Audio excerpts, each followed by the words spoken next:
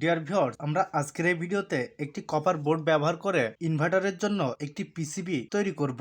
আর এই পিসিবিটা আমরা হোমমেড ভাবেই তৈরি করব। আমাদের চ্যানেলের ইতিপূর্বের ভিডিওতে দেখিয়েছিলাম এই ইনভার্টার সার্কিটটি সম্পর্কে। আপনারা যারা ইনভার্টার তৈরি করতে চান এবং ভিডিওটি মিস করেছেন তারা পূর্বের ভিডিওটি দেখে আসবেন। আমি এই সার্কিট ডিজাইনটি অনুযায়ী কম্পিউটারে প্রিন্ট করে নিয়েছি। আমি এই প্রিন্ট করার ডিজাইনটি এই কপার বোর্ডের উপরে ডিজাইন করে দিব এবং সেটি পিসিবি বোর্ডে রূপান্তর করব। আপনারা যদি আজকের এই ভিডিওটি দেখেন তাহলে শুধু ইনভার্টার সার্কিট নয়, আপনারা যে কোনো ধরনের সার্কিট হোমমেড ভাবেই তৈরি করতে পারবেন।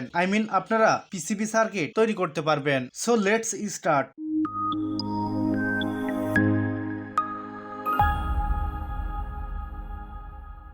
ডিয়ার ভিউয়ার্স, পিসিবি সার্কিটটি তৈরি করার জন্য আমরা কিছু পরিমাণ পানি নিব। এটি আমরা ক্লিন ওয়াটারে পরিষ্কার করব। সর্বপ্রথম আমাদেরকে ডিটারজেন্ট দিয়ে এটি পরিষ্কার করে নিতে হবে। এটি খুবই সাধারণ ডিটারজেন্ট, অর্থাৎ আপনারা বাসাবাড়িতে কাপড় পরিষ্কার করার জন্য যে ডিটারজেন্টটি ব্যবহার করে থাকেন সেই ডিটারজেন্ট দিয়েই মূলত এটি পরিষ্কার করে নিতে হবে। এবার আমরা এ ধরনের নেট দিয়ে এটিকে খুব সুন্দর করে পরিষ্কার করে নিব। আমরা যদি এই ডিটারজেন্ট দিয়ে খুব সুন্দর করে এই বোর্ডটি পরিষ্কার করে নিই তাহলে আমাদের সাপ দেওয়া খুব সহজ হবে এবং সাপটি খুব নিখুঁতভাবে ফুটে উঠবে। আদারওয়াইজ সাপটি নষ্ট হয়ে যাবে। ডিয়ার ভিউয়ার্স, কপার বোর্ডটি ডিটারজেন্ট দিয়ে সুন্দর করে পরিষ্কার করে নিলাম এবং এটি মুছে ফেলেছি। এবার আমাদের প্রয়োজন হবে সার্কিট ডিজাইনটি। আমরা কম্পিউটার থেকে একটি গ্লোসি পেপারে প্রিন্ট করেছি। অবশ্যই এটি লেজার প্রিন্টার অথবা ফটোকপি মেশিন দিয়ে প্রিন্ট করতে হবে। আপনারা যদি সাধারণ কোনো প্রিন্টার দিয়ে প্রিন্ট করেন তাহলে আপনাদের পিসিবিটা কিন্তু তৈরি করা সম্ভব হবে না। ফটোকপি করার সময় অবশ্যই দোকানিকে বলবেন যে কালির পরিমাণ বাড়িয়ে দিতে। তবে একটি কথা মনে রাখবেন, আপনারা ফটোকপি মেশিন দিয়ে প্রিন্ট করলেও নর্মাল কোনো এ4 সাইজের পেপারে প্রিন্ট করবেন না। আপনারা অবশ্যই গ্লোসি পেপারে প্রিন্ট করবেন এবং গ্লোসি পেপারটা যত পাতলা হবে ততই ভালো। গ্লোসি পেপার বলতে মূলত যে পেপারে ছবি প্রিন্ট করা হয় সেটি মূলত গ্লোসি পেপার। সো আমরা সার্কিট ডিজাইনটি এখন মাপ অনুযায়ী কেটে নিব। ডিয়ার ভিউয়ার্স, আপনারা এভাবে দেখে নেবেন আপনাদের ডিজাইনটি এবং পিসিবি সার্কিটটি ম্যাচ করছে কিনা। এবার আমরা পেপারের চারিপাশটা সুন্দর করে ভাঁজ করে নিব। এবার চারিপাশে আমরা সুন্দর করে টেপ লাগিয়ে দিব যেন কাগজটি নড়াচড়া না করতে পারে। ডিয়ার ভিউয়ার্স, প্রিন্ট করা পেপারটি সুন্দর করে মুড়িয়ে নিয়েছি। আপনাদের অনেকের মনে হতে পারে যে সামনে আবার ডিজাইন এলো কিভাবে। আমি যে প্রিন্টারটি দিয়ে এই ডিজাইনটি প্রিন্ট করেছিলাম সেই মেশিনটি ভুলবশত কাগজটি উল্টিয়ে নিয়েছিল, এজন্য উল্টো পিঠেও ডিজাইন হয়ে গিয়েছে। ডিয়ার ভিউয়ার্স, এবার আমাদের প্রয়োজন হবে একটি ইলেকট্রিক আয়রন। ইলেকট্রিক আয়রনের ভলিউম আমরা হাই করে দিব। এবার আমরা এসি লাইনটি কানেক্ট করে দিই। দেখতে পাচ্ছেন ইলেকট্রিক আয়রনটি হিট হতে শুরু করছে। ইলেকট্রিক আয়রনটি ফুল হিট হওয়া পর্যন্ত অপেক্ষা করি।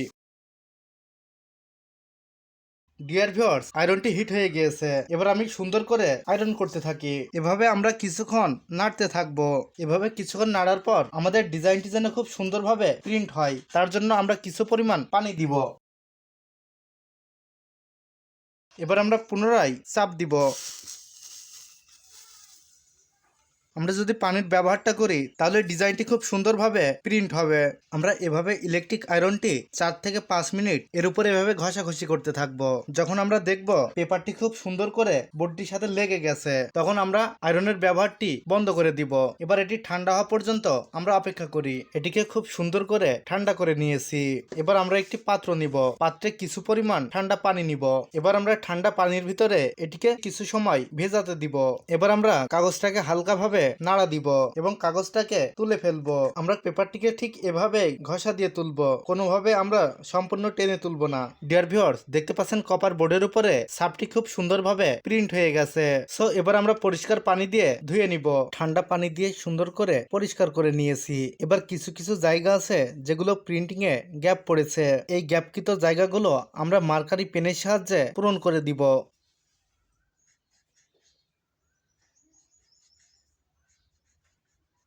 প্রিন্টিংয়ে গ্যাপ পড়া জায়গা মার্কারি পেনের সাহায্যে সুন্দর করে পূরণ করে দিয়েছি।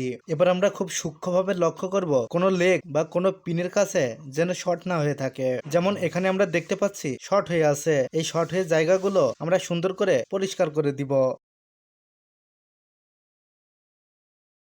ডিয়ার ভিউয়ার্স, সার্কিটের যে লেগগুলো এবং ওয়্যারগুলো একত্রিত হয়ে যাওয়ার সম্ভাবনা ছিল সেগুলো সুন্দর করে পরিষ্কার করে নিয়েছি। এবার সার্কিটটি ফেরিক ক্লোরাইডে ধৌত করতে হবে। সম্মানিত ভিউয়ার্স, এবার আমরা একটি প্লাস্টিকের পাত্রে সামান্য উষ্ণ পরিমাণ গরম পানি নিয়েছি। আমরা ভুলেও কোনো স্টিল বা টিন বা লোহা জাতীয় কোনো পাত্রে কাজটি করব না, তাহলে সে পাত্রটি নষ্ট হয়ে যাবে। এবার আমরা পাত্রের ভিতরে কিছু পরিমাণ ফেরিক ক্লোরাইড মিশিয়ে দিব। এবার আমরা ফেরিক ক্লোরাইডটি সুন্দরভাবে গুলিয়ে নিব। এবার আমরা ওই পানির মধ্যে এই পিসিবি সার্কিটটাকে ঠিক এভাবে ছেড়ে দিব, আমরা ভুলেও উল্টিয়ে দিব না। এবার আমরা এভাবে নাড়ানাড়ি করব, তবে আমরা ভুলেও কোনো কাঠি বা কোনো কিছু দিয়ে নাড়ানাড়ি করব না। এভাবে কিছুক্ষণ নাড়ানাড়ির পর আমাদের পিসিবিটি তৈরি হয়ে যাবে। আমরা যদি এভাবে নাড়ানাড়ি করতে থাকি তাহলে কপার প্রলেপগুলো উঠে যাবে এবং কালো অংশগুলো থেকে যাবে। আমরা দেখতে পাচ্ছি কপার প্রলেপগুলো উঠে যাচ্ছে। ডিয়ার ভিউয়ার, দীর্ঘ পরিশ্রমের পর আমাদের কাঙ্ক্ষিত ফলাফলটি হাতে এসে দাঁড়িয়েছে। আপনারা দেখতে পাচ্ছেন আমাদের তৈরি পিসিবি সার্কিটটি দেখতে খুবই সুন্দর লাগছে। এবার আমরা ড্রিল মেশিনের সাহায্যে পয়েন্টগুলো ছিদ্র করেই কম্পোনেন্টগুলো সোল্ডারিং করতে পারবো। তবে আমাদের আজকের ভিডিওর মূল বিষয় ছিল আমরা কিভাবে একটি হোমমেড পিসিবি তৈরি করতে পারি সেটি। সো এই সার্কিটটি দিয়ে আমরা পরবর্তী ভিডিওতে পূর্ণাঙ্গ একটি ইনভার্টার তৈরি করব। সো সেই ভিডিওটি দেখার আমন্ত্রণ জানিয়ে আজকের ভিডিওটি এখানেই শেষ করছি। সো সবাই ভালো থাকবেন, সুস্থ থাকবেন। আল্লাহ হাফেজ।